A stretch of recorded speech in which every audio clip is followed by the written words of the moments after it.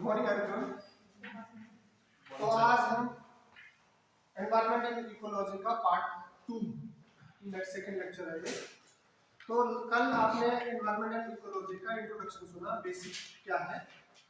तो एनवायरनमेंट में मैंने जैसे कि कहा था कि वो सब चीज जो हमारे चारों तरफ है वो क्या है, हमारा एनवायरनमेंट है। उसमें बायोटिक फैक्टर्स भी हैं, एबायोटिक फैक्टर्स भी हैं, उनका हम ऑलरेडी डिस्कस कर चुके हैं। तो मैंने कहा था कि एनवायरनमेंट जो जनरली जो होता है, जो दो टाइप के होते हैं। एक होता है नेचुरल एनवायरनमेंट जो नेचर ने हमको दिया है। दूसरा मैंने बताया था हमारे पास होता है आर्टिफिशियल एनवायरनमेंट या man made environment. Artificial environment की टाइप मैंने कहा था कि दो टाइप होती है। एक सोशल एनवायरनमेंट जो हमारा सोसाइटी ने हमको दिया है, कस्टम्स, लॉज, कानून, जितने कुछ हमारे सोसाइटी में जिनके हिसाब से समाज चल रहा है, तो उसे कहते हैं सोशल एनवायरनमेंट। और टेक्निकल एनवायरनमेंट वो है जो आदमी ने अपनी सहूलियतों के लिए और अपनी खोजी प्रवृत्ति के विकास के लिए बनाया है। जैसे इंटरनेशनल स्पेस स्टेशन, एक ऐसा एनवायरनमेंट क्रिएट किया आदमी ने जो आर्टिफिशियल है, बट वहां पर जीवन यापन के लिए सारी व्यवस्थाएं आदमी ने बनाई हुई है। या स्मार्ट सिटीज की हम बात कर रहे हैं, जहाँ पे आदमी ने अपने हिसाब से कहाँ पेड़ होंगे, कहाँ रोड होंगी, कहाँ जो है अस्पताल होंगे, सब चीजें अपने हिसाब से बनाई हैं। तो ये भी क्या है, एक आर्टिफिशियली क्रिएट किया हुआ एनवायरनमेंट है। तो ये सब किस में आते हैं, मैन मेड एनवायरनमेंट। और नेचुरल एनवायरनमेंट में जैसे कि हम ऑलरेडी बात कर चुके हैं, नेचुरल एनवायरनमेंट क्या है, जो हमारे चारों तरफ दिख रहा है उसके कई हिस्से हैं, है ना। एक एनवायरनमेंट में आपके कई टाइप के इकोसिस्टम है हमारे, है ना। आपका लेक इकोसिस्टम, ग्रासलैंड इकोसिस्टम, आपका मरीन इकोसिस्टम के बहुत सारे पार्ट्स होते हैं। तो ये सब हमने ऑलरेडी पढ़ चुके हैं। आज हम थोड़ा उससे आगे पढ़ेंगे और क्या चीजें हैं। अब बात आती है फूड चेन की। तो फूड चेन जो है एक इंपॉर्टेंट हिस्सा है हमारे इकोसिस्टम का। इकोसिस्टम क्या होता है, इकोसिस्टम एनवायरनमेंट का वो हिस्सा जहां पर चीजें एक दूसरे पे डिपेंडेंट होती है। एक दूसरे पे डिपेंडेंट का मतलब क्या है, अब आप ये फूड चेन देखो, अगर घास जो है आपका कौन है, मक्खी, इसको कौन खाता है, चूहा, चूहे को कौन खाता है, उल्लू। ये एक फूड चेन है। एक दूसरी फूड चेन देखेगा, ये गाजर है, इसको खरगोश खाता है, खरगोश को लोमड़ी खाती है, लोमड़ी को सेब खाता है। ये एक दूसरी टाइप की फूड चेन होगी। एक नेक्स्ट टाइप ये भी है, घास को ग्रास ऊपर टिड्डा खाता है, इसको फ्रॉग खाता है, फ्रॉग को सांप खा लेता है, और सांप को बाज खा लेता है। तो ये क्या है, एक चेन है जिसमें जो पहला हिस्सा है, चाहे कॉर्न हो, चाहे कैरेट हो, चाहे ग्रास हो, इस सब को कहते हैं प्रोड्यूसर। क्या कहते हैं, प्रोड्यूसर, उत्पादक, जो चीजों को पैदा कर रहे हैं, फोटोसिंथेसिस कर रहे हैं। सेकंड जो लेयर है, चाहे रैट हो, चाहे रैबिट हो, चाहे ग्रास हो, इनको कहते हैं प्राइमरी कंज्यूमर, जो किस पे डिपेंडेंट है, सोलली डिपेंडेंट है प्रोड्यूसर पे। ठीक है। नेक्स्ट है आपका थर्ड वाला आया, इसमें आपका उल्लू, उल्लू चूहे को खा लेता है, लोमड़ी इसको खा लेती है, सांप मेंढक को खा लेता है। तो यहाँ से कंज्यूमर की श्रृंखला शुरू हो गई, primary consumer, secondary consumer, primary consumer, secondary consumer, tertiary consumer, primary consumer, secondary consumer, tertiary consumer, quaternary consumer. तो ये क्या है आपका प्रोड्यूसर्स, कंज्यूमर्स। और जब कंज्यूमर्स भी मर जाता है तब आता है काम डिकम्पोजर्स का। किसका आता है, डिकम्पोजर, जो मरी हुई डेड बॉडी इसको क्या करता है, सड़ा गलाने का, डिकम्पोज करने का काम करता है। तो कौन कौन हिस्से हैं इकोसिस्टम के, पहला प्रोड्यूसर, सेकंड कंज्यूमर, तीसरा डिकम्पोजर। ठीक है जी। ये तो थे सब के सब जो आते हैं बायोटिक फैक्टर्स। ये क्या है, बायोटिक फैक्टर्स। ए बायोटिक फैक्टर में मैंने आपको बताया था सनलाइट, एयर, विंड, सॉइल, सब के सब क्या है, नॉन लिविंग चीजें किसमें आती हैं, ए बायोटिक फैक्टर में आती है।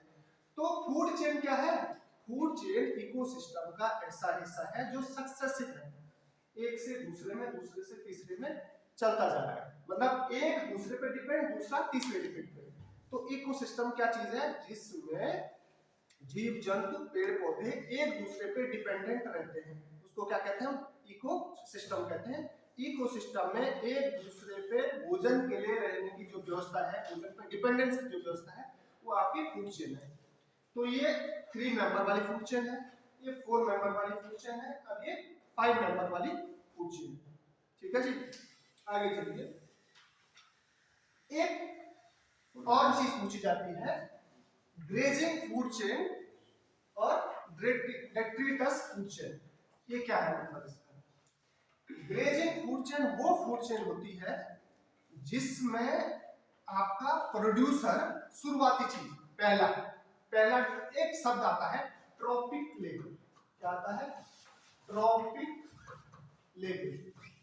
ट्रॉपिक लेवल का मतलब यह है, अगर आप इससे पहले वाली स्लाइड में देखोगे,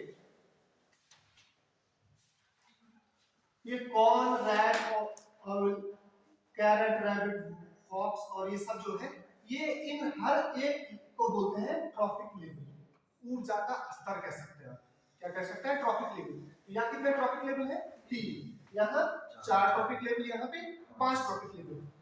सिमिलरली ग्रेजिंग फूड चेन वो फूड चेन होती है जिसमें पहला ट्रॉपिक लेवल हमेशा कौन सा होता है? जो फोटोसिंथेसिस करने वाला प्लांट। तो पहला प्रोड्यूसर क्या है? प्लांट। कौन सी वाली फूड चेन में? ग्रेजिंग फूड चेन, क्योंकि इसके बाद जो प्राइमरी कंज्यूमर है वो चरेगा। ग्रेजिंग मतलब घास चरना, तो घास चरना मतलब घास से जो शुरू हुई वो फूड चेन, उसको हम कहते हैं ग्रेजिंग फूड चेन। सेकंड दूसरी टाइप की फूड चेन होती है डेट्रिटस। डेट्रिटस फूड चेन का क्या मतलब है? वो फूड चेन जो डेड ऑर्गेनिक मैटर से शुरू होती है। किससे शुरू होती है? डेड ऑर्गेनिक मैटर से। डेड ऑर्गेनिक मैटर को खाएगा ये वुड लॉज, और इसको खाएगा चिड़िया। ठीक है जी, तो ये कीड़ा जो है ये किसको खा रहा है? डेड लीव्स को खा रहा है, और उस कीड़े को पक्षी खा रहा है। तो ये भी एक फूड चेन है, बट ये किससे? जो मरे हुए से शुरू हो रही है। किससे? Dead leaves. हरी लीव्स को, जिंदा लीव्स होती है उनको तो गाय भी खाती है, ये किसको खाएगा? डेड लीव्स को। तो वो जो फूड चेन मरे हुए ऑर्गेनिक मैटर, ध्यान रखिएगा, डेड ऑर्गेनिक मैटर से शुरू होगी, उसे कहते हैं डेट्रिटस फूड चेन। वो फूड चेन जो पेड़ पौधे, जिंदा जो पेड़ पौधे हैं उनसे शुरू हुई है, that is grazing food chain. ठीक है जी, ग्रेजिंग का मतलब होता है चरना, घास चरना। जानवर चरते हैं ना, किसको खाते हैं? हरे पेड़ पौधों को। सूखे पत्तों को जो होते हैं नहीं खाते, कभी कभी भूखा है जानवर तो खा लेगा, पर नेचुरल टेंडेंसी होती है उनकी ग्रीन ग्रास खाने की। आगे चलिए, अब बात आती है फूड चेन तो सक्सेसिव चीज है, एक सिमेट्रिक सिस्टम देखा आपने, एक को दूसरे ने खाया, दूसरे को तीसरे ने खाया, तीसरे को चौथे ने खाया। ठीक है, food chain. But food web, आप देखो वेब हो गया, वेब मतलब जाल। इकोसिस्टम में जब एक जानवर दूसरे को खाता है, दूसरे तीसरे को खाता है, जैसे पहले वाले फूड चेन में मैंने बताया था कि जो सांप है, सांप को कौन खा जाता है? बाज, है ना, सांप को बाज खाएगा। सांप को नेवला भी मारता है, होता नहीं होता? तो अब क्या हो गया? सांप को खाने वाले एक से ज्यादा हो गए। तो जब क्या हो जाता है, एक से ज्यादा फूड चेन एक दूसरे से इंटरैक्ट करती है, एक से ज्यादा फूड चेन। अभी तक क्या होता है? सिमेट्रिक फूड चेन दिखा रहे थे, एक 3 मेंबर वाली, एक 4 मेंबर वाली, एक 5 मेंबर वाली। अब क्या हो गया? वो जो 3 4 5 मेंबर अलग अलग फूड चेन है, वो भी एक दूसरे को क्या कर सकते हैं? कॉम्पीट करेंगे भोजन के लिए। तब जो सिस्टम बन जाता है उसे कहते हैं फूड वेब, जाल हो गया। कैसे? एग्जांपल के थ्रू देखिएगा। ये चूहा है, इस चूहे को फॉक्स भी खा सकता है, ये भी खा सकता है, और भी खा सकता है, और बाज भी खा सकता है। ठीक है, तो ये अब क्या हो गया? कॉमन हो गया सब चीजों के लिए। सिमिलरली ग्रास होपर को उल्लू भी खा सकता है, और सॉरी फ्रॉग को उल्लू भी खा सकता है, और फ्रॉग को सांप भी खा सकता है। तो अब ये इस पे भी लिंक हो रहा है, इस पे भी लिंक हो रहा है। और नेचुरल जो था ये क्या था? टिड्डा था, टिड्डे को चिड़िया ने खाया, चिड़िया को सांप ने खाया, सांप को बाज ने खाया। ये सीक्वेंस चल रहा था। अभी क्या हो गया? ये भी इस पे डिपेंड हो गया, ये इस पे भी डिपेंड हो गया। ये इसको भी खा सकता है चूहे को, उल्लू, और इसको भी खा सकता है। ठीक है, तो अब क्या हो गया? बहुत सारी अलग अलग फूड चेन क्या हो गई? आपस में लिंक हो गई। तो जो एक जाल बन गया है उसको कहते हैं हम फूड वेब, ठीक है। खाद्य जाल पहले वाला था खाद्य श्रृंखला, ठीक है। नेक्स्ट, ये एक और कॉम्प्लेक्स आप देख सकते हैं सर हम इसको ऐसे कह सकते हैं मल्टीपल डिपेंडेंसी। मल्टीपल डिपेंडेंसी है इकोसिस्टम में, हर चीज दूसरे पे डिपेंडेंट है। जब वो स्ट्रेट चेन में एक दूसरे को हम शो कर रहे हैं तो फूड चेन होगी, बट जब एक फूड चेन का दूसरे फूड चेन में लिंकेज हो जाता है तो फूड चेन न रह के फूड वेब बन जाता है, जाल बन गया, एक दूसरे पे खिचड़ी बन गई, ठीक है। तो ये और भी सर हॉक, हॉक का हिंदी तो नहीं, वो बाजू कौन है? हाँ? बाज को तो एग्जैक्ट जो वर्ड आता है ईगल आता है ना। ईगल बोलो आप, हॉक बोलो, एक और नाम भी आता है, एक और नाम क्या आता है, गिद्ध तो वल्चर अलग हो गया, वो डिकम्पोजर का काम करते हैं। सर मेरे गिद्ध अलग चीज है। गिद्ध तो ज्यादातर जो होता है डेड ऑर्गेनिक मैटर को खाता है, मरे हुए जानवर। बट ये बाज और ये जो होते हैं ये क्या करते हैं, बहुत ही हाइट से देखते हैं नीचे अपने शिकार को और चपटा मार के उठा लेते हैं। सर मेरा एक सवाल था ना जो इसने पूछा ना, बट मैं सोचा बाद में पूछूंगा। इधर एक्चुअली सब कुछ डिपेंडेंट है ना सर नीचे वाले पर। ईगल को ना सर मतलब ये मतलब इसको सबको खा सकता है पर इसको बहुत कम थ्रेटन है मतलब, ठीक है। बट इसकी पॉपुलेशन तो दिन पर दिन घट ही रही है बहुत ज्यादा दुनिया में। देखो ईगल की नहीं, गिद्धों की, वल्चर्स की घट रही है। उसका कारण यह तो बहुत आलसी होता है और उसको मारना बहुत आसान होता है। बाकी बर्ड्स जो होते हैं फुर्तीले होते हैं, क्विक होते हैं ना, तो उनको हंटिंग करना थोड़ा मुश्किल होता है। ये लेजी होता है, साइज बड़ा होता है, इसका भारी भरकम होता है, इस वजह से लेजीनेस की वजह से हंटिंग करना आसान होता है। एक डोडो नाम का आप पक्षी सुना होगा, एक्सटिंक्ट हो गया। उसको एक्सटिंक्ट होने का कारण ही वही था क्योंकि वो बहुत ही लेजी होता था, उड़ भी नहीं पाता था, केवल दौड़ता था, उसको हंटिंग करना आसान हो जाता। तो जो भी सर्वाइवल ऑफ फिटेस्ट है ना नेचर में, आप सर्वाइव नहीं कर पाओगे, कहीं पहाड़ी गिर रही है आप भाग गए तो बच गए, भाग नहीं पाए तो दब गए। तो यही वाली बात है कि नेचर में जो है सर्वाइवल के लिए हर किसी को नेचर ने कुछ दिया है। जो कम सर्वाइव करते हैं, अभी उस पर भी आएंगे हम, कि संख्या क्यों कम होती है ऊपरी ट्रॉपिक लेवल में, उसका भी रीजन है, इसमें ही आएगा, इकोलॉजिकल पिरामिड्स में पढ़ाऊंगा आगे, उसमें आएगा। तो ये एक और कॉम्प्लेक्स जो है आपका फूड वेब है, इसमें बहुत सारी अलग अलग फूड चेन्स जो है, एक फूड चेन यहाँ से शुरू हो रही है, एक फूड चेन यहाँ से शुरू हो रही है, तीसरी यहाँ से शुरू हो रही है, चौथी यहाँ से शुरू हो रही है, तो सारे के सारे एक दूसरे पे डिपेंडेंट है, ठीक है। अब बात करते हैं ये सारे लोग जो फूड किसी एक फूड चेन में या फूड वेब में एक दूसरे पर जब डिपेंडेंट रहते हैं तो कुछ टर्म्स आते हैं, स्पेशली उनको टर्म्स को भी समझना जरूरी है। जैसे आपने सिम्बायोसिस आज एक शब्द सुना होगा, सुना है? Yes. सिम्बायोसिस, सिम्बायोसिस क्या होता है? सहजीवन। क्या होता है? सहजीवन। सहजीवन, सहजीवन का मतलब होता है जब किसी भी इकोसिस्टम के दो जो है आपका ऑर्गेनिज्म एक दूसरे पे डिपेंडेंट होते हैं या एक दूसरे से इंटरेक्ट करते हैं। क्या करते हैं, मैं डिपेंडेंट नहीं बोलूंगा, मैं इंटरेक्ट करते हैं। उसमें हो सकता है उनके इंटरेक्शन से दोनों को फायदा मिले, हो सकता है उनके इंटरेक्शन से एक को फायदा मिले पर दूसरे को कोई नुकसान ना हो। ऐसा हो सकता है कि एक को फायदा मिले दूसरे को नुकसान हो। तो उस टाइप का जो रिलेशनशिप है दो ऑर्गेनिजम्स के बीच में, उसको कहते हैं सिम्बायोसिस। तो सिम्बायोसिस के कई टाइप हैं। एक ऐसा होता है उसको कहते हैं म्यूचुअलिज्म। म्यूचुअलिज्म मतलब हम दोनों साथ में हैं, मुझे भी फायदा दूसरे को भी फायदा, वो है म्यूचुअलिज्म। एक होता है पैरासिटिज्म। पैरासाइट, जानते हो पैरासाइट क्या होता है? जिस पे रहेगा उसको तो नुकसान है ना। जुए आपके शरीर में है तो जुए आपका ब्लड सक करेंगे, ये जोंक लग गई वो क्या करेंगे, खून पिएगा, तो उसको तो फायदा हुआ, बट जिस पे लगा उसको नुकसान हुआ। तो इस टाइप का सिम्बायोसिस को हम कहते हैं पैरासिटिज्म। क्या बोलते हैं? पैरासिटिज्म। अभी ऐसे बहुत सारे नाम आएंगे, mutualism, commensalism, competition, gradation, parasitism, amensalism, neutralism. सभी प्रकार है सर सिम्बायोसिस। ये सिम्बायोसिस के नहीं है, अभी आगे बताऊंगा किसके। सिम्बायोसिस के बेसिकली पैरासिटिज्म और आपका क्या बोलते हैं उसको, म्यूचुअलिज्म है ना, और एक और भी होता है कमेंसलिज्म कहते हैं। तो इन सबको हम पढ़ेंगे कि ये एक चार्ट मैंने दिया हुआ है, अभी आपको कुछ समझ नहीं आएगा, बट 3-4 स्लाइड्स के बाद ये चार्ट आपको समझ आ जाएगा वो क्या है, ठीक है। तो ये क्या है, बायोटिक इंटरैक्शंस। बायोटिक का मतलब क्या होता है, देखो एबायोटिक इंटरैक्शन ही लिखा है, मैंने कल फैक्टर्स पढ़ाए थे, biotic factors, abiotic factors. Biotic factors वो फैक्टर्स है जो कौन होते हैं, लिविंग ऑर्गेनिजम्स होते हैं। तो लिविंग ऑर्गेनिज्म में एक दूसरे में क्या दिखाएंगे, इंटरैक्शन दिखाएंगे, और तभी हम बता पाएंगे कि कौन सा इंटरैक्शन किसके बीच है। तो बायोटिक फैक्टर्स के बीच के इंटरैक्शन के इतने अलग अलग टाइप हैं, एक एक करके हम हर एक टाइप को पढ़ते हैं। Mutualism, commensalism, protocooperation, amensalism, parasitism, predation, cannibalism और कंपटीशन, ये सब इतने आप देखेंगे।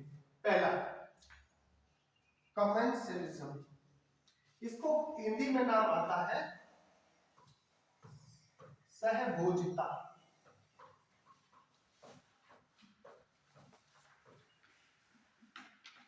तो ये क्या है, एक ऐसा सिम्बायोटिक रिलेशनशिप है जिसमें one organism benefits without harming other. एक को फायदा हुआ, किसी दो के बीच का इंटरैक्शन, ऐसा इंटरैक्शन जिसमें एक को फायदा पर दूसरे को कोई नुकसान नहीं हुआ।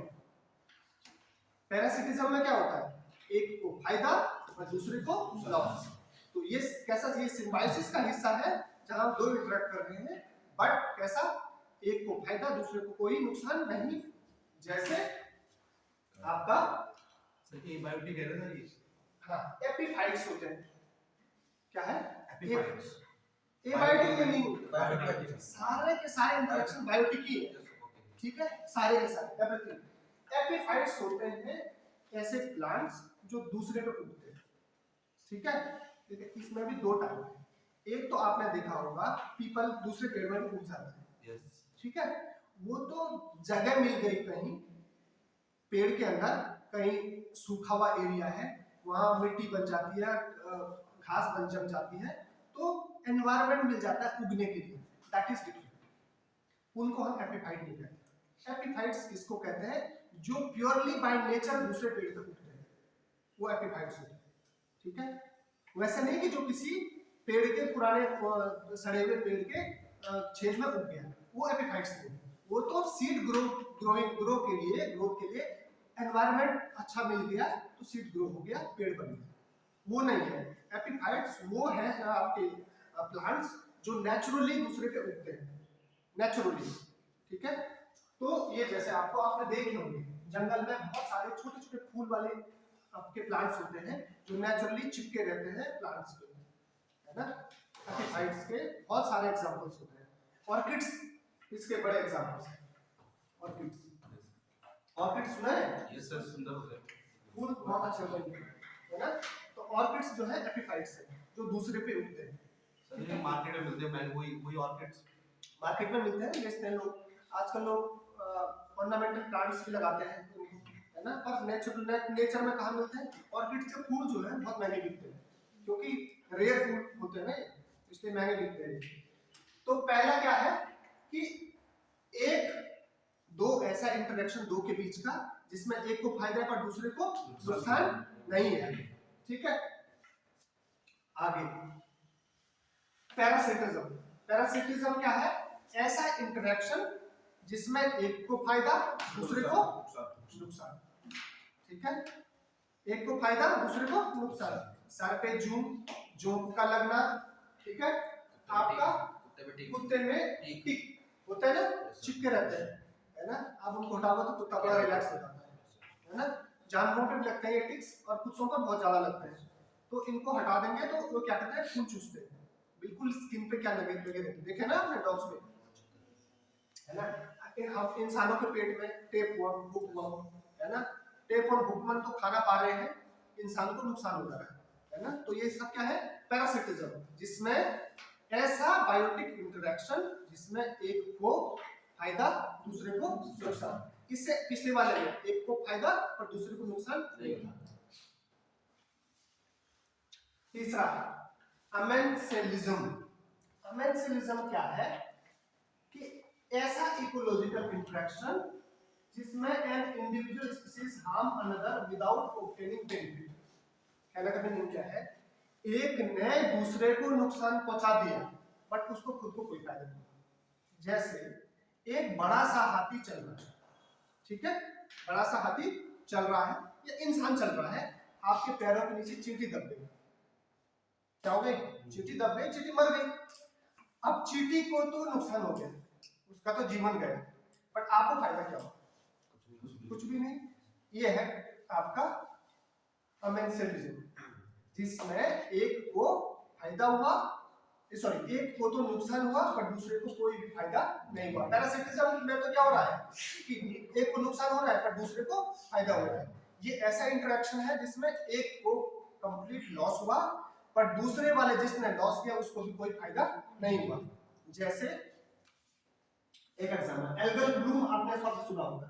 एल्गल ब्लूम क्या होता है, जब कोई रुके हुए पानी में, तालाब में बहुत ज्यादा शैवाल जम जाती है, शैवाल जम जाती है सर, तो शैवाल जब जम गई, शैवाल उग गई, उससे क्या हो जाता है कि पानी के अंदर जो है डिसॉल्व ऑक्सीजन घट जाता है, क्या हो जाती है, डिसॉल्व ऑक्सीजन घट जाती है। तो प्रॉब्लम किस बात है, मछलियों को, है ना, क्या आती है, मछलियों को। तो ये जो इंटरेक्शन है lead to death of many species of fish and other animals अगर algae do not benefit from the death.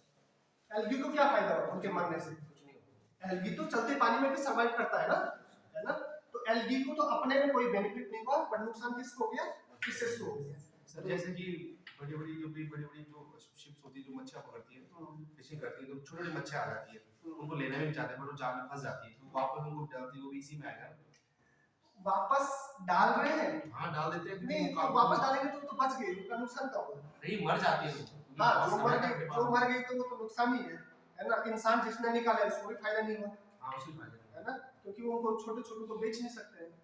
तो वही है कि एक को फायदा नहीं हुआ बट दूसरे को नुकसान हो गया, दैट इज अमेंसेलिज्म।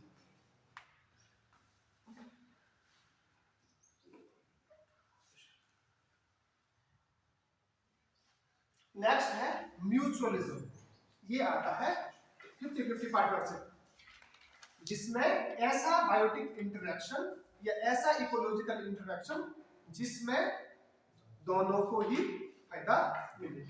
इसमें क्या हुआ, जैसे लाइकेन,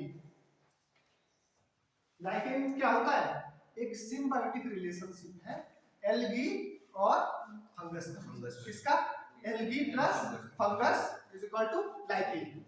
एल्गी फंगस, एल्गी क्या करती है, फोटोसिंथेसिस, एल्गी क्या करती है, फोटोसिंथेसिस करती है, और फंगस क्या करता है, मिनरल एब्जॉर्प्शन, क्या करता है, मिनरल एब्जॉर्प्शन। तो दोनों क्या कर रहा है, उसको खाना मिल रहा है एल्गी से, और ये एल्गी को खाना बनाने के लिए पूरा आपका जो है लाइकेन को बचाने के लिए मिनरल्स सक कर रहा है। तो दोनों एक दूसरे के लिए क्या है, बेनिफिट है, और एल्गी को शेल्टर भी मिल रहा है, क्या मिल रहा है, शेल्टर, घर भी मिल रहा है, मिनरल्स भी मिल रहे हैं, और फंगस को क्या मिल रहा है, भोजन मिल रहा है, ठीक है।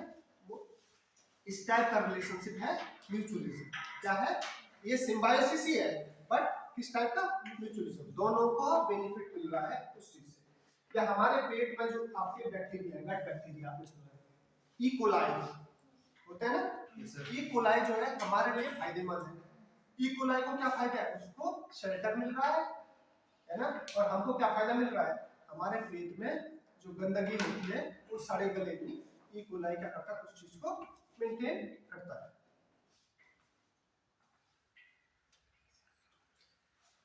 ये है आपके सिम्बायोसिस के 3 मेजर टाइप। एक आपने देख लिया म्यूचुअलिज्म, म्यूचुअलिज्म का एक और एग्जांपल है फ्लावर्स पे जो आपका क्या करता है, बीज जाती है या तितलियां जाती है, तो बीज और तितलियों को क्या मिलता है, नेक्टर, और फ्लावर को क्या फायदा होता है, पॉलिनेशन हो जाता है, उसके जो है पॉलन ग्रेन्स एक जगह से दूसरी जगह तक पहुंच जाते हैं, तो इसमें दोनों का फायदा होता है म्यूचुअलिज्म।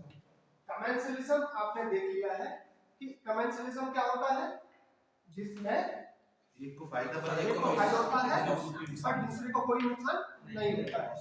तीसरा आपने देखा पैरासिटिज्म, पैरासिटिज्म में एक को फायदा दूसरे को नुकसान, तो तीनों चीजें हैं इसमें, एक नेगेटिव पॉजिटिव, दूसरा पॉजिटिव पॉजिटिव और दूसरा एक पॉजिटिव और न्यूट्रल। सर वो जो हमने बचपन में पढ़ा था ना अमर भाई वाला पेड़ में लगी रहती है, उसको वो किसमें आया? अमर बेग पैरासाइट है।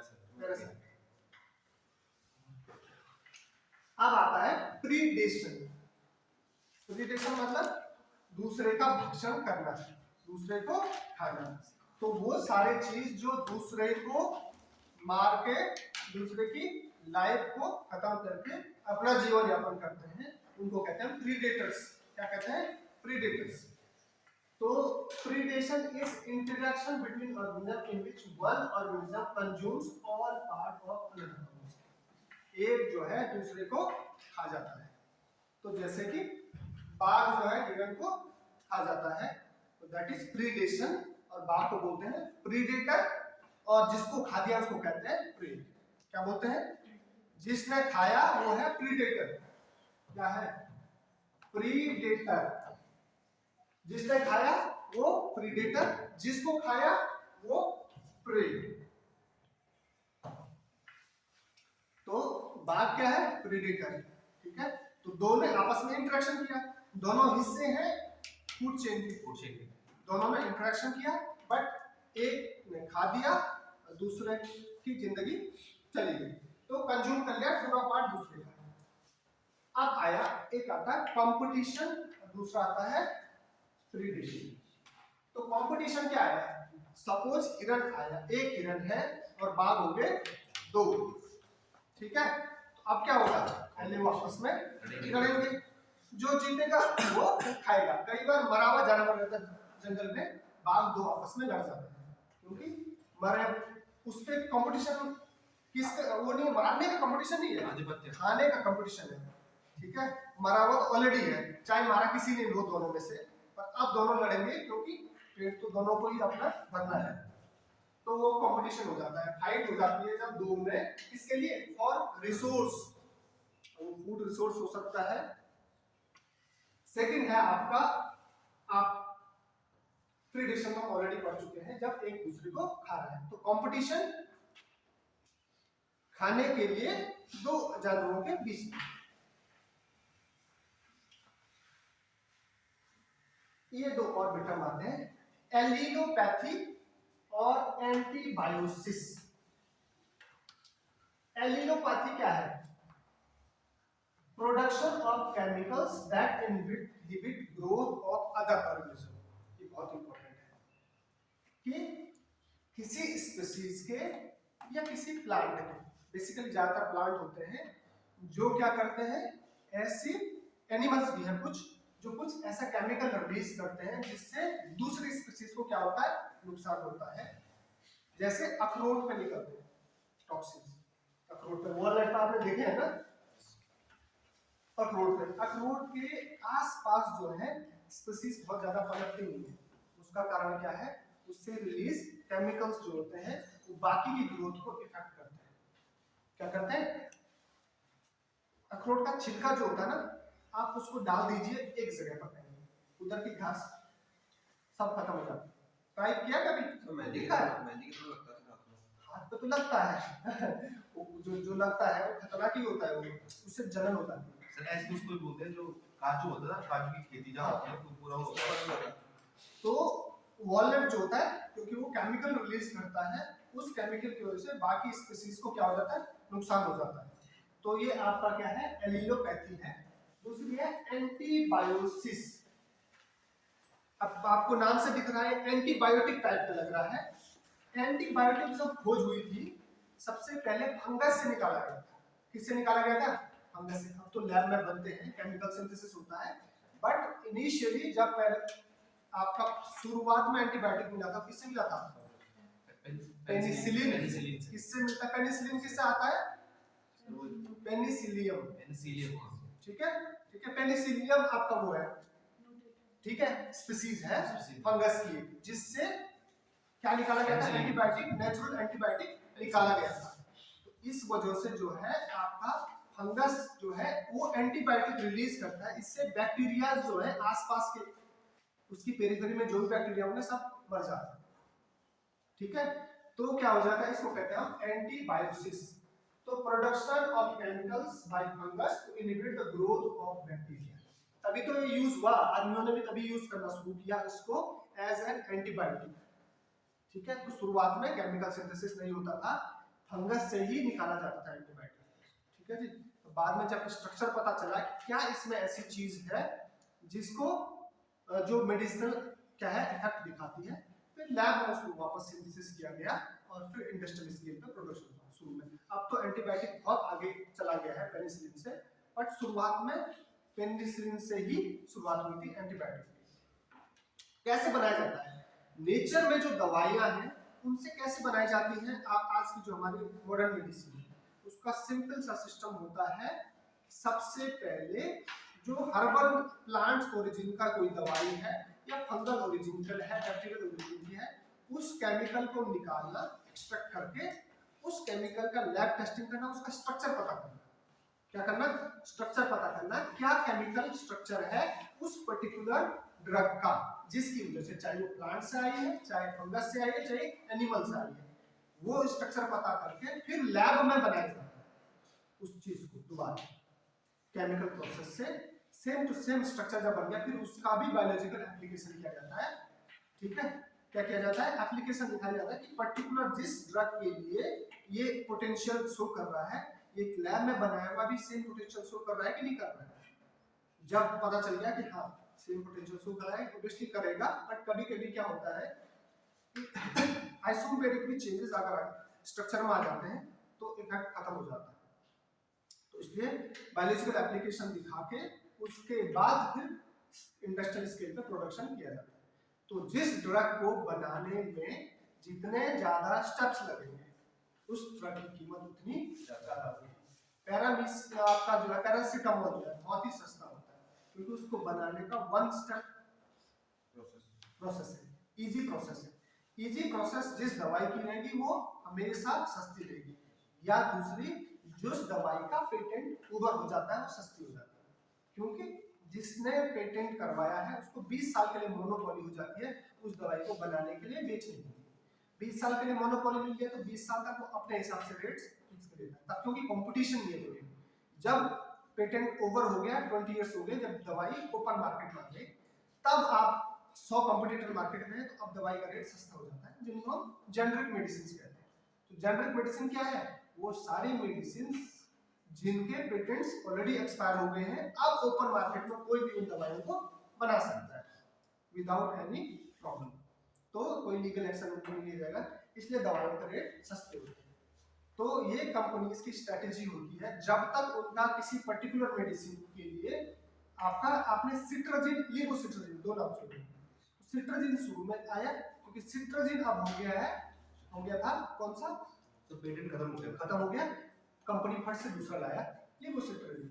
हाँ थोड़ा सा बेटर बनेगी क्योंकि नई आएगी, थोड़ा सा डिफरेंट, बहुत ज्यादा चेंजेस नहीं होते हैं, तो कंपनी अपनी को बचाने, मार्केट बचाने के लिए दूसरा नाम लेते हैं कि अब हमने और बेटर ले आए, चाहे वो 1% बेटर हो, पेटेंट कर दिया है ना, ऑब्वियसली नया आएगा तो पेटेंट हो गई। तो ये एक स्ट्रेटजी होती है ड्रग कंपनीज की मार्केट में बने रहने के लिए, प्रॉफिट पाने, वरना उनका पेटेंट खत्म, मार्केट में कोई भी बना सकता है और जो सस्ते में बनाएगा बिकेगा तो उसका, है ना। तो ये स्ट्रेटजीज होती है। तो हम बात कर रहे थे एंटीबायोसिस की, फंगस जो है केमिकल रिलीज करते हैं जो एंटीबायोटिक नेचर के होते हैं और वो बैक्टीरिया को किल करते हैं, इसलिए उनको कहते हैं एंटीबायोसिस। इस टाइप का इंटरेक्शन, दो ऑर्गेनिज्म के बीच में इंटरेक्शन हो रहा है, एक ऑर्गेनिज्म क्या है, फंगस है, एक ऑर्गेनिज्म क्या है, बैक्टीरिया है। ठीक है, नुकसान किसको हो रहा है, बैक्टीरिया को हो रहा है। तो इस टाइप का इंटरेक्शन को एंटीबायोसिस, और एलिलोपैथी जो केमिकल प्लांट से रिलीज हो रहा है और दूसरे को क्या कर रहा है, नुकसान पहुंचा रहा है, दैट इज एलिलोपैथी। अब आते हैं प्रोटोकॉर्पोरेशन। तो प्रोटोकॉर्पोरेशन एक हिसाब से कमेंसलिज्म ही है। कमेंसलिज्म क्या होता है, जिसमें एक को फायदा और दूसरे को नुकसान नहीं है। ठीक है, अब ये देखा, protocorporation is an ecological interaction in which both participants benefit but which is not obligatory for their survival। ये इंपॉर्टेंट पॉइंट है, फायदा मिल रहा है दोनों को, बट अगर ये नहीं भी करेंगे ऐसा तो कोई प्रॉब्लम नहीं है। फॉर एग्जाम्पल लाइकेन में एल्गी और फंगस की मजबूरी है एक दूसरे के साथ रहना, नहीं रहेंगे तो उनका इंडिविजुअल सर्वाइवल नहीं हो सकता है।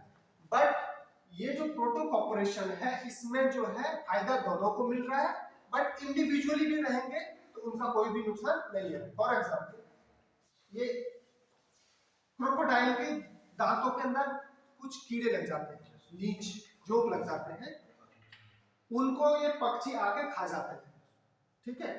अब पक्षी को खाना मिल गया, क्रोकोडाइल को रिलीफ मिल गई उन जोकों से, तो फायदा दोनों को हो गया। बट अगर पक्षी नहीं भी आता है तो क्रोकोडाइल तब भी अपना सर्वाइवल करता है और पक्षी अपना कहीं और कीड़े खा लेता है। तो इस बर्ड की भी कोई ऑब्लिगेशन नहीं है कि इसने क्रोकोडाइल के ही जोक खाने हैं, और क्रोकोडाइल को भी ऐसा नहीं है कि ये अगर पक्षी नहीं आएगा तो इमीडिएटली मर जाएगा, इमीडिएटली तो नहीं मरेगा, या जोक को जमीन पे घिस के निकालेगा, कुछ करेगा।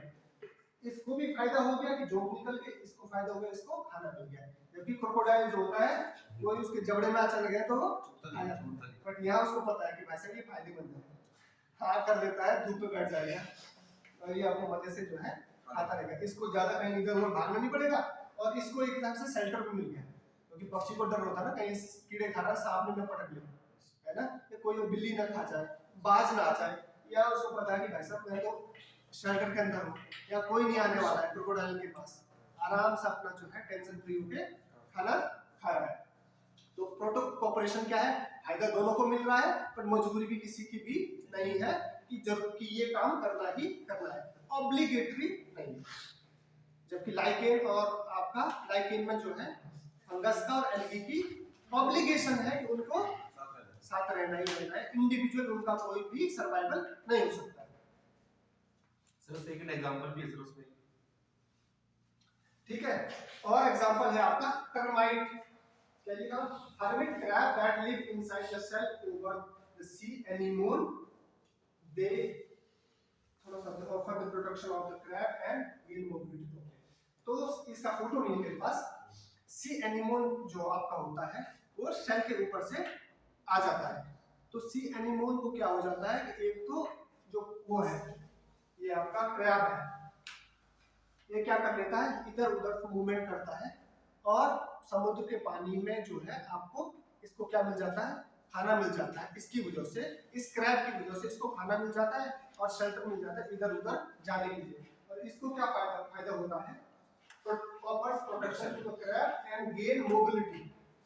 एक को फायदा मिल रहा है इधर उधर तक जाने का और मोबिलिटी मिल रही है, और दूसरे को क्या मिल रहा है, आपका प्रोटेक्शन मिल रहा है।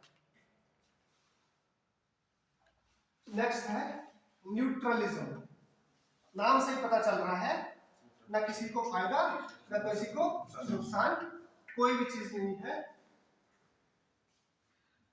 Closely related species of aquatic bird found together in breeding season। Breeding season में ये मिलते हैं, ये मछलियां खाती है, क्या खाती है, मछलियां, पर दोनों अलग अलग टाइप की मछलियां खाती है, दोनों पक्षी, कोई कंपटीशन नहीं है ना। खाने का भी नहीं है कि दो आदमी हैं, एक आलू की सब्जी खा रहा है एक बैंगन की सब्जी खा रहा है, है ना। वेज नॉन वेज पसंद हो, अगर वेज भी पसंद है, एक नॉन वेज भी पसंद है, एक चिकन खा रहा है एक मटन खा रहा है, दोनों को अगर दो बाघ ऐसे हो जाए, इसको एक को जो है हिरन पसंद है, दूसरे को जो है गाय पसंद है या बैल पसंद है, भैंस पसंद है, तो क्या हो जाएगा, कोई कंपटीशन नहीं, आपस में लड़ेंगे नहीं, भाई तो हिरन ढूंढ ले तो जो है बाकी डोमेस्टिक एनिमल्स जो चाहिए उसको ढूंढ ले, तो कोई कंपटीशन। तो ये ऐसी दो चिड़ियाएं हैं जो क्या करती हैं, feed on different kinds of fish, no competition, कोई भी कंपटीशन नहीं है, क्योंकि अलग अलग दोनों का जो है फूड चॉइस है, अपनी मर्जी है कि मैं ये वाला खाऊंगा दूसरा वाला, तो आपस में लड़ेंगे नहीं, तो न्यूट्रलिज्म हो गए। अब आपने जितने सारे ये अभी तक सुने, ये सबके सबकी ये टेबल में जो शुरू में दिखाया, दो स्पीशीज आपस में इंटरैक्ट कर रही है ना, तो एक को फायदा दूसरे को नुकसान, या किसी एक को फायदा हो रहा दूसरे को कोई नुकसान नहीं हो रहा, एक में एक को फायदा हो रहा दूसरे को नुकसान हो रहा है, ये सब के सब हम जिसको फायदा हो रहा है उसको दिखा रहे हैं प्लस, जिसको नुकसान हो रहा है वो है माइनस, कोई नुकसान नहीं, जीरो। ठीक है, तो ये है आंसर। न्यूट्रलिज्म में एक स्पीशीज को किसी को भी कोई बात नहीं। फायदा नहीं है, दूसरे को भी कोई फायदा नहीं, नहीं फायदा भी नहीं नुकसान भी नहीं, दोनों के दोनों न्यूट्रल है, जीरो जीरो। कंपटीशन में तो एक क्या होगा, दोनों लड़ेंगे आपस में, है ना। अमेंसिलिज्म, अमेंसिलिज्म में क्या होता है, एक पॉपुलेशन को, एक मर गया, चींटी वाला मैंने बताया था, चींटी पैरों में दब गई, चींटी को लॉस हो गया पर आपको कोई फायदा नहीं हुआ, तो आपको कोई फायदा नहीं हुआ तो जीरो हो गया, चींटी को लॉस हुआ तो नेगेटिव हो गया। तीसरा पैरासिटिज्म, एक को फायदा हो गया, दूसरे को नुकसान, जिसको फायदा वो प्लस, जिसको नुकसान हुआ वो माइनस। प्रीडेशन, प्रीडेशन में एक खाएगा दूसरा मरेगा, एक को फायदा दूसरे को नुकसान। कमेंसलिज्म, कमेंसलिज्म में क्या हो रहा था, एक को फायदा दूसरे कोई भी नुकसान नहीं, तो जिसको फायदा हुआ वो प्लस, जिसको कोई भी नुकसान नहीं हुआ वो जीरो। तीसरा प्रोटो कॉर्पोरेशन, दोनों को भी फायदा हो रहा था बट नॉट ऑब्लिगेटरी, मजबूरी नहीं है कि वो करना ही करना है। म्यूचुअलिज्म, दोनों को ही फायदा। ठीक है, अब आपको आगे वाली स्लाइड भी समझ आ जाएगी प्लस माइनस का मतलब क्या है। ठीक है, तो ये सारे के सारे क्या है, बायोटिक इंटरेक्शन है इकोसिस्टम में। ठीक है, एक ऑर्गेनिज्म का दूसरे ऑर्गेनिज्म के साथ। अब बात आते हैं इकोलॉजिकल पिरामिड्स। इकोलॉजिकल पिरामिड्स क्या होते हैं, ecological pyramids are graphical representation of tropic structures of ecosystem. Tropic level मैंने आपको बताया था ना, producer, primary consumer, secondary consumer, tertiary consumer, quaternary consumer, तो ये लेवल किनको क्या बोलते हैं, ट्रॉपिक लेवल कहते हैं। ठीक है जी, इन ट्रॉपिक लेवल को तीन टाइप से हम बता सकते हैं, कैसे, नंबर्स के हिसाब से, बायोमास के हिसाब से और एनर्जी के हिसाब से। किससे से, तीन तरीके से हम रिप्रेजेंटेशन कर सकते हैं आपके किसको, हर एक ट्रॉपिक लेवल को इकोसिस्टम में। एक तरीका है on the basis of numbers, second on the basis of biomass, whole weight, biomass का मतलब होता है होल वेट, सारी स्पीशीज का, और तीसरा है आपकी एनर्जी के हिसाब से।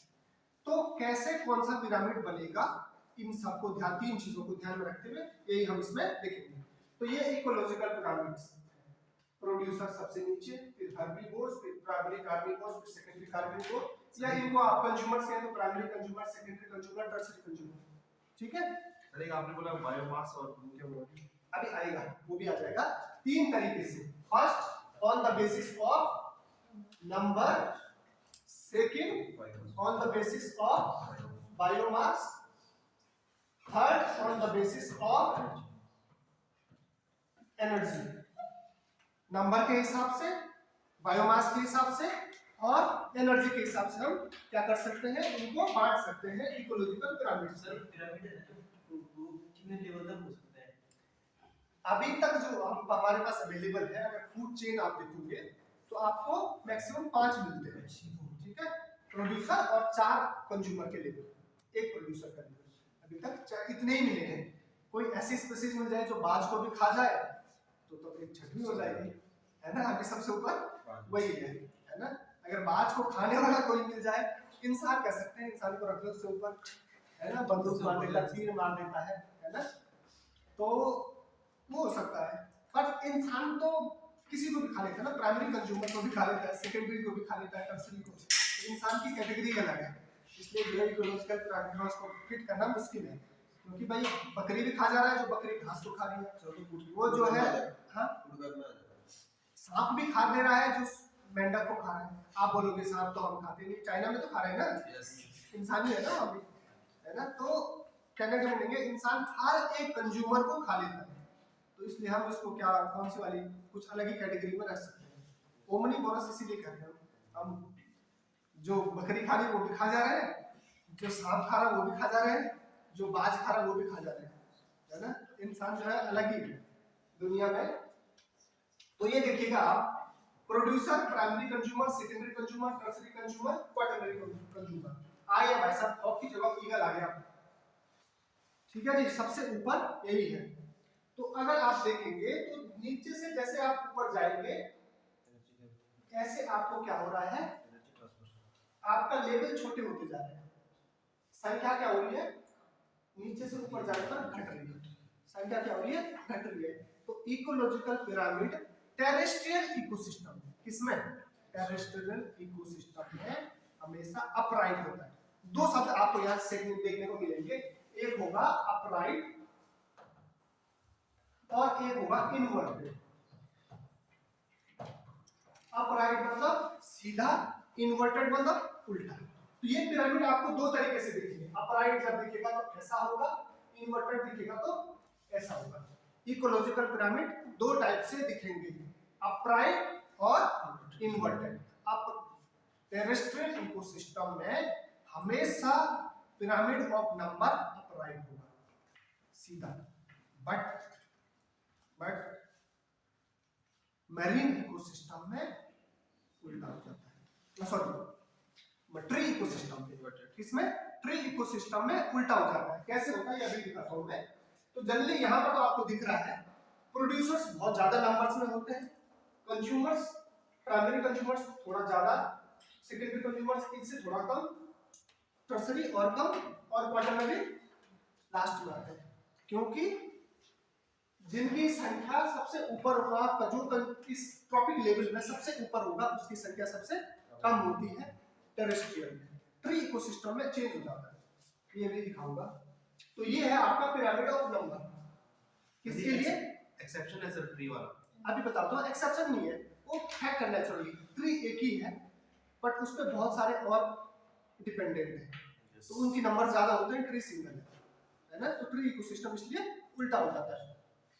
ये है आपका pyramid of number for terrestrial ecosystem. किसके लिए, टेरेस्ट्रियल इकोसिस्टम के लिए हमेशा अपराइट, ठीक है।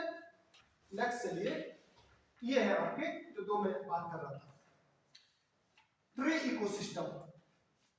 तो ट्री इकोसिस्टम हमेशा क्या है, उल्टे हैं। एक और नाम आ गया स्पिंडल शेप। स्पिंडल शेप मतलब जब ये थोड़ा ऐसा हो गया, क्योंकि ये कंप्लीट होना चाहिए था या ऊपर भी कंप्लीट बड़ा, बट ऐसा ना हो गया इस टाइप का। तो ट्री इकोसिस्टम दो टाइप के, एक हो गया इन्वर्टेड और एक हो गया स्पिंडल। देखिएगा ट्री इकोसिस्टम में प्रोड्यूसर एक ट्री, सबसे नीचे लेवल क्या होता है, प्रोड्यूसर। प्रोड्यूसर हो गया एक पेड़, इस पेड़ पे बहुत सारे पक्षी रहते हैं, ठीक है। तो ये हो गए प्राइमरी कंज्यूमर्स या हर्बीवोर्स जिनको कहते हैं, शाकाहारी, ठीक है। सेकंड आपके लेवल आएंगे पैरासाइट, बहुत सारे पैरासाइट पक्षियों पे हो सकते हैं, पत्तों पे भी हो सकते हैं, ठीक है, एटमॉस्फेयर में भी हो सकते हैं। और उसके ऊपर सबसे ऊपर हाइपर पैरासाइट है ना। तो संख्या के टर्म में ये ऊपर इसलिए रखे हुए, ये ज्यादा आते हैं, होते हैं ना, क्योंकि अब देखो हमारे सामने यहाँ पर बैक्टीरिया कितने हैं एटमॉस्फेयर में, लाखों करोड़ों बैक्टीरिया है ना, लाखों करोड़ों है, हमको दिख नहीं रहे हैं क्योंकि माइक्रोस्कोपिक है, पर लाखों करोड़ों हैं ऑलरेडी घूम रहे हैं। इसलिए हाइपर पैरासाइट्स की संख्या सबसे ज्यादा, पैरासाइट्स की थोड़ा कम, हर्बीवोर्स की कम, और प्रोड्यूसर की केवल एक प्लांट। तो ट्री इकोसिस्टम इसलिए क्या हो गया, pyramid of number tree ecosystem में इन्वर्टेड हो गया। अब ये एक दूसरा है ट्री इकोसिस्टम जिसमें पेड़ है, हर्बीवोर्स है और एक बाज है जो कार्निवोर्स है, जो इनको खा जाएगा, इन पक्षियों को। तो इस केस में क्या हो गया, यहाँ ऊपर नंबर घट गए, नीचे भी नंबर कम, ऊपर भी नंबर कम, बीच के ट्रॉपिक लेवल में नंबर ज्यादा। इसलिए ये कौन सा शेप बन गया, स्पिंडल शेप। क्या बन गया, स्पिंडल शेप। तो बाकी जो होते हैं दो ही टाइप के होते हैं, या तो इन्वर्टेड या तो अपराइट। ट्री के केस में दो टाइप है, क्या है, एक इन्वर्टेड और दूसरा स्पिंडल शेप। तो ये देखेंगे आप इन्वर्टेड पिरामिड ऑफ नंबर्स, तो प्रोड्यूसर की संख्या कम है क्योंकि अकेला पेड़ है, हर्बीवोर्स थोड़ा ज्यादा, पैरासाइट्स और ज्यादा, हाइपर पैरासाइट सबसे ज्यादा, ये बात है, ठीक है। ये एग्जांपल्स इधर लिखे हुए। अब आते हैं पिरामिड ऑफ बायोमास। तो पिरामिड ऑफ बायोमास दोनों टाइप का आपको दिख रहे हैं, टेरेस्ट्रियल इकोसिस्टम में पिरामिड ऑफ बायोमास स्ट्रेट, क्या है, स्ट्रेट अपराइट, ठीक है। प्रोड्यूसर सबसे ज्यादा होते हैं पेड़ पौधे, हर्बीवोर्स थोड़ा कम होते हैं, प्राइमरी कार्निवोर्स और टॉप कार्निवोर्स जैसे जैसे ऊपर जाएंगे संख्या घटती जाती है, तो बायोमास भी क्या हो जाएगा, कम होगा, है ना। मास किसका ज्यादा होगा, जिसकी संख्या ज्यादा है। बट जब एक्वेटिक इकोसिस्टम की बात करते हैं, एक्वेटिक इकोसिस्टम में प्रोड्यूसर्स कौन से होते हैं, सवाल प्लैंकटन, फाइटोप्लैंक्टन्स, क्या होते हैं, फाइटोप्लैंक्टन्स। तो फाइटोप्लैंक्टन्स जो है बहुत ही छोटे हैं, फिर उनको खाते हैं छोटी छोटी मछलियां या जूप्लैंक्टन्स, उनको जूप्लैंक्टन्स हैं जो फाइटोप्लैंक्टन्स को खाते हैं। तो फाइटोप्लैंक्टन्स, जूप्लैंक्टन्स, छोटी मछलियां, बड़ी मछलियां। तो जैसे जैसे ऊपर जाएंगे तो वेट बढ़ता जाएगा, है ना, क्या हो जाएगा, वेट बढ़ता जाएगा। तो नंबर्स तो कम होते हैं बट वेट क्या होता है, ज्यादा होता है। तो ये पिरामिड किसका है, बायोमास। तो बायोमास मेरीन सिस्टम में, एक्वेटिक सिस्टम में कैसा होता है, उल्टा होता है, टेरेस्ट्रियल में सीधा होता है, ठीक है। वहां भी पहले वाले में देखा आपने पिरामिड्स ऑफ नंबर में टेरेस्ट्रियल पिरामिड का सीधा होता है, ट्री इकोसिस्टम का उल्टा होता है, ठीक है जी। यहाँ भी दोनों है, टेरेस्ट्रियल का अपराइट और एक्वेटिक का इनवर्टेड। अब आता है pyramids of energy. Pyramid of energy किसी भी इकोसिस्टम में हमेशा अपराइट होगा, दिमाग में बैठा। Pyramid of energy is always upright, हमेशा ही अपराइट। इसमें एक 10% रूल होता है, क्या होता है, 10% रूल। जब भी एनर्जी फ्लो होगा किसी भी ट्रॉपिक लेवल से दूसरे ट्रॉपिक लेवल में, तो हमेशा 10% एनर्जी दूसरे में ट्रांसफर हो पाती है। मतलब अगर 100 है तो दूसरे लेवल में जाएगा 10, दूसरे में जाएगा 1, फिर जाएगा 0.1। तो हर एक लेवल से दूसरे लेवल में केवल 10% ही एनर्जी का क्या होता है, ट्रांसफर होता है। इसलिए ऊपर के लेवलों में हमेशा एनर्जी कम रहेगी, इसलिए एनर्जी का पिरामिड हमेशा ही अपराइट रहेगा, always irrespective of ecosystem we are describing, ठीक है। हर एक इकोसिस्टम में एनर्जी का पिरामिड अपराइट। बायोमास का और नंबर्स का आपने देख लिया, किसी इकोसिस्टम में अपराइट है, किसी में इन्वर्टेड है, बट एनर्जी वाला हमेशा अपराइट रहेगा, क्योंकि एनर्जी के ट्रांसफर का 10% रूल है। एक से दूसरे सिस्टम में जब भी एनर्जी ट्रांसफर होगा तो 10% लॉस के साथ होगा, मतलब केवल 10%, 90% लॉस के साथ होगा, केवल 10% ही दूसरे लेवल में एनर्जी जाएगी। सर ऐसे मतलब इसको कैसे, मतलब कैसे एक्सप्लेन कैसे कर सकते हैं, मतलब मान लो कि ये किलो दिखाई मैं आपको, यहाँ किलो दिखाएंगे, यहाँ 1 लाख किलो है, ठीक है। यहाँ से ये सब जूल समझ लो, एनर्जी की क्या है, यूनिट है, जूल समझ लो। यहाँ पर 1 लाख जूल थी एनर्जी, क्योंकि नंबर भी तो ज्यादा है ना, 1 लाख जूल थी, फिर यहाँ गई 10,000, फिर यहाँ गई 1,000, फिर यहाँ गई 100, यहाँ गई 10। तो ये जूल हो गए, एनर्जी अमाउंट जो होगी ऊपर ऊपर तक घटती जाती है, नेचुरली है, क्योंकि बाज जो है तक पहुंचते पहुंचते जो है किसकी एनर्जी, भाई कहां से आई एनर्जी, फ्लो ऑफ एनर्जी का क्या मतलब समझते हैं। पेड़ पौधों में आपने फोटोसिंथेसिस किया, उन्होंने सन से लाइट ली, ठीक है। अब क्या बना, उस लाइट को यूज करके क्या बनाया, भोजन बनाया। उस भोजन को किसने खाया, प्राइमरी कंज्यूमर ने, गाय ने, बकरी ने, ये सब ने।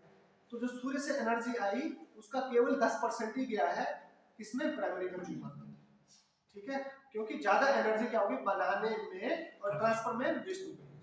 अब गाय ने जो आपका जो है ये प्राइमरी कंज्यूमर जो है, उनको खाने वाले सेकेंडरी कंज्यूमर, उनसे एनर्जी कितनी अमाउंट, उस पर्टिकुलर जितना घास खाया होगा, एक बार के घास से तो बॉडी बड़ी है ना, एक बार के घास से 10% ही एनर्जी यूज हुई है, 90% वेस्ट हुआ है, इसलिए 10% दूसरे में गया, फिर उससे तीसरे कंज्यूमर में, और तीसरे से चौथे में। वो किसका है, ये अमाउंट आप वेट में मत समझिए, ये क्या है, एनर्जी की जूल समझिए, ठीक है। एक लेवल से दूसरे लेवल में जाने में 90% क्या हो जा रहा है, वेस्ट हो जा रहा है, केवल 10% ही ट्रांसफर हो रहा है। ये है आपके तीनों ecological pyramids. Pyramids of energy हमेशा upright, pyramid of biomass depend करेगा, बायोमास जो है टेरेस्ट्रियल में अपराइट होगा और एक्वेटिक में इन्वर्टेड होगा, और ये वाला आपका pyramid of number terrestrial ecosystem में अपराइट, ट्री इकोसिस्टम में इन्वर्टेड या स्पिंडल। ये है आपके टोटल टाइप के पिरामिड का एक समरी। ये आपको सब कुछ जितने आपने देखे उसका एक कॉन्करेंट है, pyramid of number, pyramid of biomass, pyramid of energy. Pyramid of number में upright grassland ecosystem, pond ecosystem, partially upright forest ecosystem. Partially upright क्यों इसको कह रहे हैं, क्योंकि फॉरेस्ट इकोसिस्टम में जहां पर घने वन है वहां पर तो अपराइट होगा, पर जहां पर वन क्या है, छांटे हैं, मतलब बहुत ज्यादा डेंसिटी नहीं है, तो वहां पर क्या हो जाएगा, आप सिंगल समझ सकते हैं पेड़ को, जैसे सिंगल पेड़ का इन्वर्टेड हो जाता है ना, तो ऐसे समझना किसी बड़े एरिया में 4 ही पेड़ है, उस केस में तो उल्टा ही हो जाएगा, नहीं हो जाएगा, है ना। तो इसलिए इसको क्या लिखा हुआ है, पार्शियल अपराइट लिखा हुआ है, कंप्लीट अपराइट नहीं लिखा हुआ है फॉरेस्ट के केस में। देखो ट्री में तो इन्वर्टेड ही होगा, ठीक है, बट फॉरेस्ट वाले में घना फॉरेस्ट है तो डेंस अगर है तो क्या हो जाएगा, पार्शियल अपराइट, नहीं तो इन्वर्टेड हो जाएगा सिंगल के केस में। इन्वर्टेड होता है आपका ट्री इकोसिस्टम में, ऑलरेडी आप देख चुके हैं। पिरामिड ऑफ बायोमास अपराइट होता है ग्रासलैंड में और फॉरेस्ट इकोसिस्टम में, पॉन्ड या मैरीन इकोसिस्टम में उल्टा होता है बायोमास का, क्योंकि वेट बड़ी मछलियों का ज्यादा होता है। नेक्स्ट आया pyramid of energy, always upright irrespective of ecosystem, है ना, क्योंकि एक लेवल से दूसरे लेवल में 10% ही एनर्जी ट्रांसफर होगा, इसलिए ऊपर के लेवलों में हमेशा एनर्जी कम होगी। That's why pyramid of energy is always upright, हमेशा एनर्जी का पिरामिड ऊपर खड़ा रहेगा। तो ये आपको समरी है, ये याद रखना है। That's all.